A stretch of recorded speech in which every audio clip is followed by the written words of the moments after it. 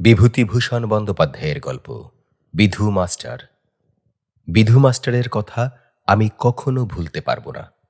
তার স্মৃতি হয়তো আজীবন আমায় বহন করে বেড়াতে হবে। মাত্র কটা মাস তিনি আমার কাছে এসেছিলেন, তারপর চলে গেলেন। শুধু এই ক্ষণিকের পরিচয় আজ অমর হয়ে রয়েছে। বেশ মনে আছে, সে দিনটা ছিল রবিবার। আমি সকালবেলা কৌমুদি খুলে ধাতুরূপ মুখস্থ করছি, চোখ বন্ধ করে দুলে দুলে।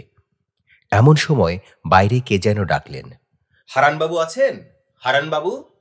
আমি জানলা দিয়ে মুখ বার করে প্রশ্ন করলুম, কাকে চাই? এখানে হারানবাবু বলে কি কেউ থাকেন? থাকেন, তিনি আমার কাকা।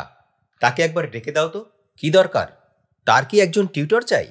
সত্যি তো, মেঝু কাকা আমাদের জন্য একজন টিউটর চাই বলে খবরের কাগজে একটা বিজ্ঞাপন দিয়েছিলেন। কথাটা আমি একেবারে ভুলেই গেছিলুম। বললুম, আপনি বুঝি সে বিজ্ঞাপন দেখে আসছেন? হ্যাঁ। তা ভেতরে এসে বসুন, আমি মেঝু কাকাকে ডেকে দিচ্ছি। ছিপছিপে লম্বা কালোপানা লোকটা অত্যন্ত দ্বিধায় অতি সন্তর্পণে আমাদের বৈঠকখানায় প্রবেশ করলেন। আমি বললুম, বসুন আপনি। তিনি ভয়ে ভয়ে যেন একবার আমার দিকে তাকিয়ে একখানা পাশের বেঞ্চে বসলেন। আনাড়ি লোকটাকে দেখে আমার মাস্টারের প্রতি সকল শ্রদ্ধা তিরোহিত হল। বললুম, ওই চেয়ারটায় বসুন না। তিনি প্রথমে বললেন, থাক থাক। তারপর একখানা চেয়ারে গিয়ে বসলেন। আমি ফ্যানটা খুলে দিয়ে আস্তে আস্তে উপরে চলে গেলুম মেঝো কাকাকে ডেকে দিতে। মেঝো কাকা উঠে এলেন, আমিও এলুম তার পিছু পিছু। আর এলো ঝন্টু, মিন্টু, চাঁদু ও রেবা।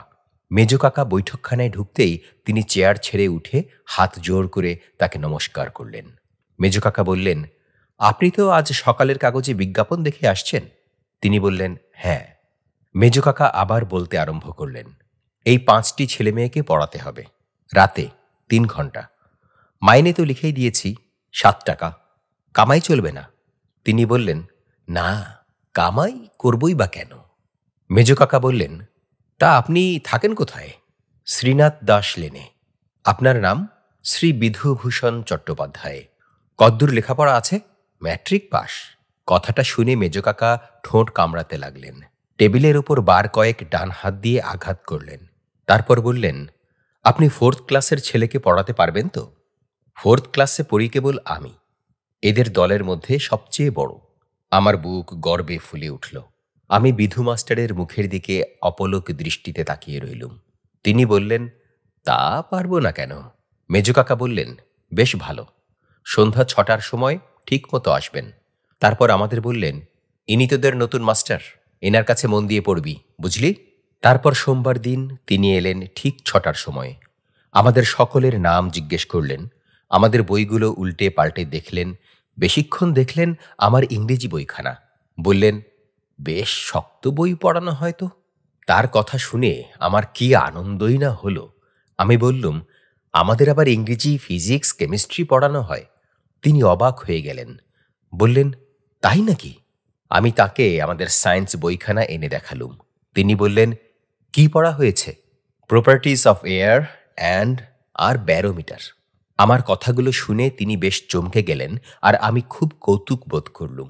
তিনি তখন রেবাকে জিজ্ঞেস করলেন, তোমার নাম কি খুকি? রেবা লজ্জায় মুখ নিচু করে রইল। নতুন লোক দেখলে ওর ওই রকম লজ্জা। আমি বললুম, বল বল না রে, কি নাম? তিনি তখন রেবার পশমের মতো কোমল চুলে হাত বুলিয়ে দিতে লাগলেন। রেবাও অনেক কষ্টে বলল, লেবা। ও র উচ্চারণ করতে পারে না। তিনি বললেন, বাহ, খাসা নাম তো তোমার।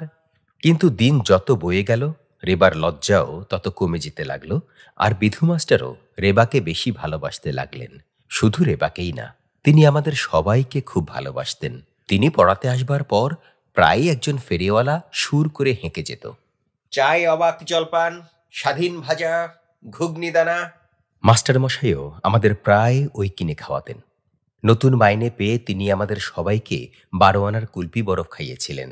সবাই তাই মাস্টারমশাইকে খুব ভালোবাসত। তাকে আদৌ দেখতে পারতুম না, কেবল আমি। কেন তা জানি না। তথাপি আমার অনিচ্ছায় তার অধীনে থাকতে হতো, কারণ মেজো কাকার হুকুম। মেজো কাকাকে আবার সবার চেয়ে ভয় করি, মায়ে বাবার চেয়েও। সুতরাং আমি খুঁজতে লাগলুম মাস্টারের ভুল ত্রুটি, যাতে আমি তার হাত থেকে রেহাই পাই। একদিন আমি জিজ্ঞেস করলুম, মাস্টার মশাই, পাহাড়ের হাইট মাপতে গেলে ব্যারোমিটার কি দরকার লাগে? তিনি বললেন, দরকার লাগে নাকি? কে বলল? স্কুলের মাস্টার। তা হবে। কোথায় লেখা আছে বলো তো? সায়েন্সের বইতে। দেখি সায়েন্সের বই। আমি তার হাতে বইখানা তুলে দিয়ে বললুম, কিছুই বুঝতে পারিনি মাস্টার মশাই। তিনি বইয়ের পাতা খুলতে খুলতে বললেন, বেশ, বুঝিয়ে দিচ্ছি। কিন্তু আমায় বোঝানো দূরের কথা, নিজেই হয়তো সেই ইংরেজি অংশটার সঠিক অর্থ হৃদয়ঙ্গম করতে পারলেন না। অগত্যা অনেকক্ষণ পরে তর্জমা করে দিলেন। তারপর জিজ্ঞেস করলেন, বুঝতে পেরেছ? আমি বললুম, কিছুই না। তিনি বললেন, আমি তোমার বইখানা বাড়ি নিয়ে যাচ্ছি, একবার পড়ে ভালো করে বুঝিয়ে দেব। বইখানা নিয়ে গেলেন সত্যি, সেটা আমায় ফিরিয়েও দিলেন যথাসময়ে, কিন্তু আমার প্রশ্নের কোনো উত্তর দিতে পারলেন না। কথাটা কাকাকে বলতে তিনি বললেন, আচ্ছা, কেমন পড়ায় তা আমি দেখছি। পরের দিন থেকে তিনি আমাদের কাছে বসে পড়া শুনতে লাগলেন। মাস্টার মশাইয়ের পড়ানোর তিনি প্রায়ই ভুল ধরতেন। হয়তো বলতেন, লুসি গ্রের শেষের স্ট্যাঞ্জা দুটো আরো বিশদভাবে বুঝিয়ে দিন। ওই যে ওর ওর rough and smooth and trips along and never looks behind and sings a solitary song that whistles in the wind. O'er rough and smooth she trips alone, and never looks behind, and sings a solitary song that whistles in the wind. ওর ভাবার্থটাও ভালো করে বুঝিয়ে দেওয়া উচিত। বুঝেছেন কিনা? এসব ক্ষেত্রে মাস্টারমশাই কোনো কথা বলতেন না বড় একটা। কাকাকে তিনি বেশ সমীহ করে চলতেন। তিনি বড় একটা বুদ্ধির অঙ্ক কষতে পারতেন না। একদিন কাকার সামনে তিনি একটা অঙ্ক এক্স দিয়ে কষছিলেন। কাকা বললেন, সব গোলমাল হয়ে গেল মাস্টার মশাই। তিনি বললেন, কেন? কাকা বললেন, ও অঙ্ক তো অ্যালজেব্রার প্রসেস অনুযায়ী আপনি করতে পারবেন না। যাই হোক, তিনি কিন্তু কোনো উপায়েই আমাকে অঙ্কটা বুঝিয়ে দিতে পারলেন না। তিনি চলে যাবার পর কাকা বললেন, মাস্টার অত সুবিধের নয়। এমন সময় বিশ্বকর্মা পূজা এলো। আমি বললুম, মাস্টার মশাই, আমাদের ঘুড়ি লাটাই কিনে দিতে হবে। তিনিও রাজি হলেন, কারণ তিনি সম্প্রতি মাইনে পেয়েছিলেন। তিনি আমাদের সেন্ট জেমস স্কোয়ারের দক্ষিণ কোণের একটা মনোহরি দোকান থেকে 1 টাকার প্রায় ঘুড়ি লাটাই কিনে দিলেন। কিন্তু আমাদের তিনি যা কিনে দিতেন সে সম্বন্ধে কাউকে কিছু বলা নিষেধ ছিল। এসব লুকিয়ে লুকিয়ে আমাদের দিতেন। রেবার জন্মদিনে তিনি 3 টাকা দামের একটা কলের রেলগাড়ি কিনে দিয়েছিলেন। বলেছিলেন, কাউকে বলো না যেন ঘুণাক্ষরে। বিশ্বকর্মা পুজোর দিন 4 পরে একদিন শ্রীনাথ দাস লেনে মাস্টার মশাইয়ের সঙ্গে দেখা। আমি নমস্কার করলুম। তিনি বললেন, এই যে পিন্টু যে, কোথায় চলেছ? আমি বললুম, আপনি কোথায় থাকেন মাস্টার মশাই? তিনি বললেন, এইখানেই। চলুন না, দেখে আসি। কি জানি কেন মাস্টার মশাইয়ের বাড়ি দেখবার জন্য আমি অত্যন্ত উতলা হলুম। তিনি দ্বিধায় আমাকে নিয়ে গেলেন তার অপূর্ব গৃহে। টিনের চাল দেওয়া একখানা মেটে বাড়ির দোতলায় একখানা ছোট্ট ঘরে থাকেন। সরু ভাঙা সিঁড়ি দিয়ে উপরে উঠতে ভয় করে।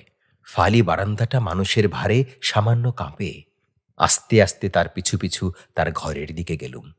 তিনি গিয়ে তার ঘরের তালা খুললেন। অপরিষ্কার ও অপরিসর ঘর। দেয়ালে কতগুলো ক্যালেন্ডার টাঙানো, একপাশে একখানা বিবেকানন্দের ছবি, মেঝের উপর একখানা খাটিয়া পাতা, তার উপর আবার একখানা কালো ও তেল চিটচিটে বালিশ। মাস্টারমশাই আমায় বসিয়ে আসছি বলে কোথায় চলে গেলেন সহসা, আর আমি তার ঘরখানা ঘুরিয়ে ঘুরে দেখতে লাগলুম। বড় দুঃখ হলো তার দরিদ্র ক্লিষ্ট অবস্থা দেখে। ঘরের মধ্যে আর একখানা কাপড়ও নেই, যদিও বা একখানা আছে তাও শতছিন্ন এবং অত্যন্ত কালো। একটি জামা ও একখানি মাত্র কাপড়ে তাকে দিন কাটাতে হয়। আমার বড় অনুকম্পা জাগল তার প্রতি। তাকে যে আমি এত ঘৃণা করতুম তা একেবারে বিস্মৃত হলুম। হঠাৎ যেন আমি একেবারে বদলে গেলুম। এমন সময় মাস্টারমশাই 1 ঠোঙা খাবার নিয়ে ঘরে ঢুকলেন। আমি ব্যথিত সুরে বললুম, ওসব আবার কেন মাস্টারমশাই? তিনি আমার কথা শুনে একটু যেন আশ্চর্যান্বিত হলেন। আমতা আমতা করতে লাগলেন, না না না, এ আর এমন কি? আমি বুঝলুম যে তার শ্রমের পারিশ্রমিকটা এমন করে অপচয় করা তার শরীরের বিন্দু বিন্দু রক্ত গ্রহণ করার শামিল।